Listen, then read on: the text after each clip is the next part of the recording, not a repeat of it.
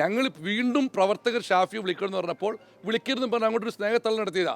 ആ സ്നേഹത്തള്ളൽ പോലും ഒന്നും തള്ളിയ കേരളം എന്ത് ചെയ്യാനാ? ഈ ജാഥയുടെ ശോഭ CPM സൈബർ ആക്രമണം നടത്തി നശിപ്പിക്കാൻ ശ്രമിക്കുമ്പോൾ അതിൻ്റെ പുറകെ മാധ്യമങ്ങൾ പോകരുത്. ഞങ്ങളുടെ ഒരു കൺഫ്യൂഷൻ ഉണ്ടായിട്ടില്ല.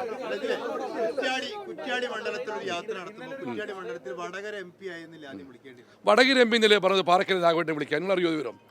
വടകര MP തന്നെയല്ലേ പറഞ്ഞത്, ഷാഫി തന്നെയല്ലേ പറഞ്ഞത് രാഘവട്ടനെയും നേരം വൈകി പാറക്കലും രാഘവട്ടുമാ സംസാരിക്കുന്നു? ഷാഫിയല്ലേ പറയണത്, ഞാൻ എന്നോടല്ലേ പറയണത്? ഒരു നീരസം ഉണ്ടായിട്ടില്ല. പിന്നെ ഞങ്ങൾ വീണ്ടും പ്രവർത്തകർ ഷാഫിയെ വിളിക്കണമെന്ന് പറഞ്ഞപ്പോൾ വിളിക്കരുതെന്ന് പറഞ്ഞാൽ അങ്ങോട്ടൊരു സ്നേഹത്തള്ളൽ നടത്തിയതാ. ആ സ്നേഹത്തള്ളൽ പോലും ഒന്നും തള്ളിയ കേരളം എന്ത് ചെയ്യാനാ? ആരും വീണിട്ടില്ല. ആരും വീണിട്ടില്ല.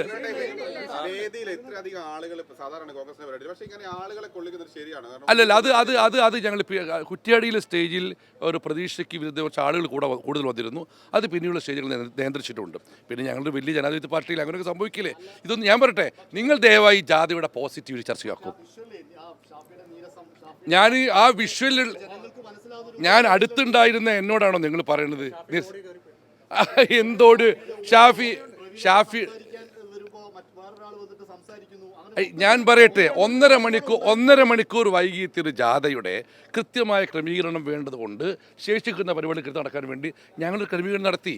അത് ദയവായി ഇതൊരു വാർത്തയാക്കണ്ടല്ല. ഞാൻ ഇപ്പോഴും പറയുന്നു, ഇന്നലെ 2-3 മണിക്കൂർ വൈകിയെത്തിയ ജാഥയ്ക്ക് ജനം കൊടുത്ത സ്വീകരണവും ആ ജനങ്ങളുടെ റെസ്പോൺസും അത് ചർച്ചയാക്കുന്നത്.